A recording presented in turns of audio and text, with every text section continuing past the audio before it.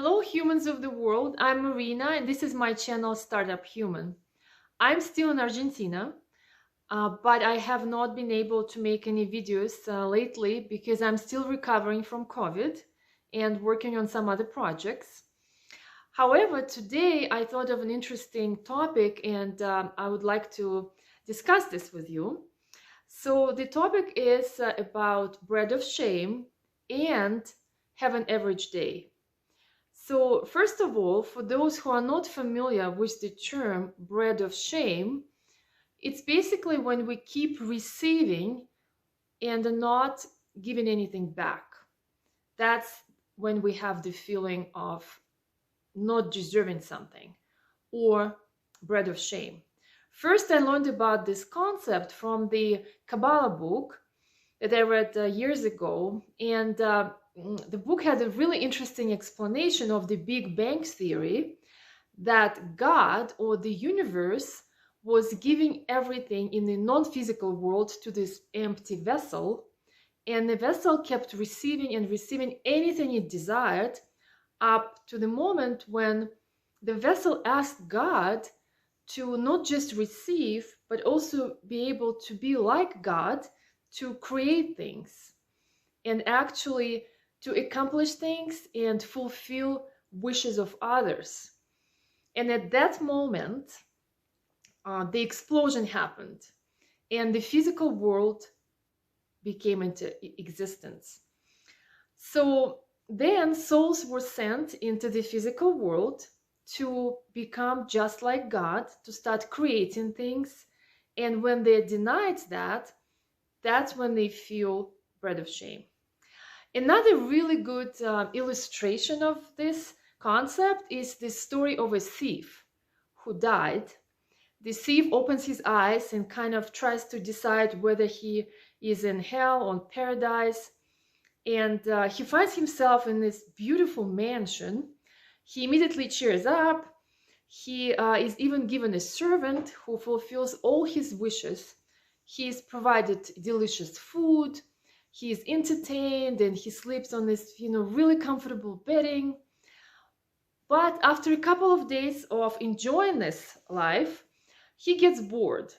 And the thief calls on his servant and asks him, "Oh, I have one request. Can you do something for me?" The servant says, "Of course, master, anything you desire." The thief says, "Well, I see this bank across the street from my window. I really want to rob that bank." And the servant says, "Oh, no problem. Meet me there at midnight." So the thief gets really excited. He really wants to use his skills and gets to the bank at midnight, ready to crack the code and do the thing. And suddenly he sees the servant coming out of the bank with a bag full of money.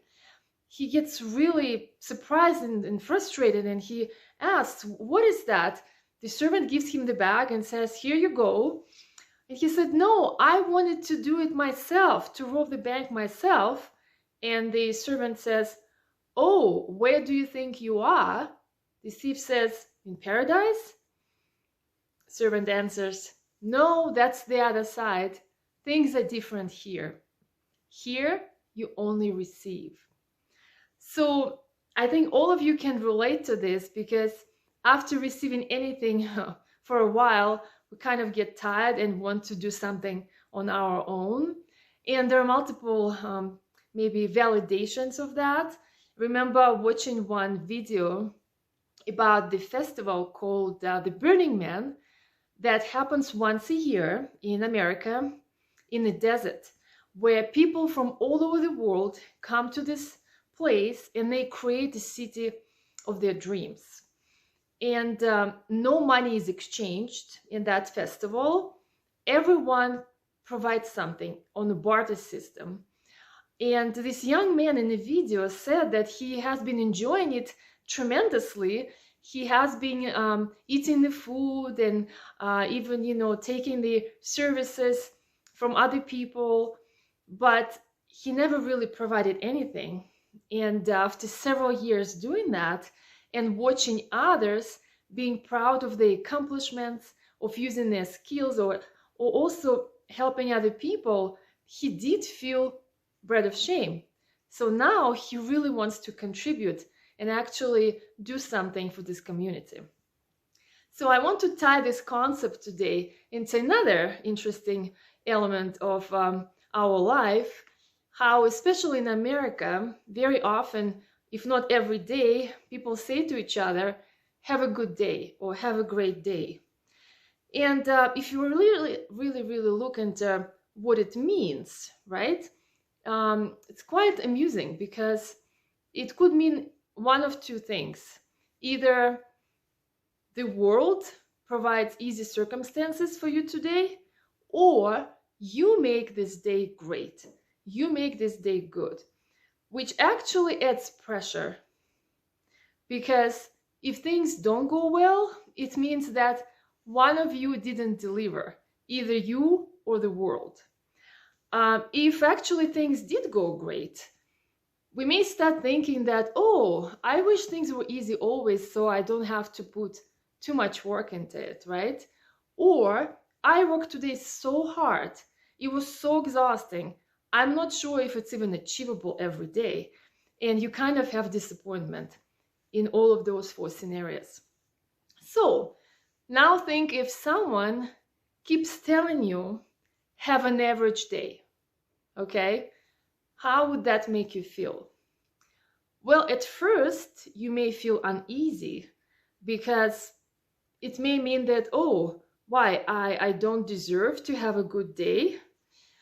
But at the same time, it removes pressure because if you have a so-so day, you won't be upset or disappointed. You didn't have expectations for much more. But at the same time, if things went great, you will be thrilled. So our lack of expectations always gets fulfilled. So now what is happening with a person when someone allows them to have a failure or so-so day? Basically, you challenge that person's bread of shame. And after hanging in there for a while, doing so-so days, they will protest internally because they will want to make their day better. But now it will be internal, not external.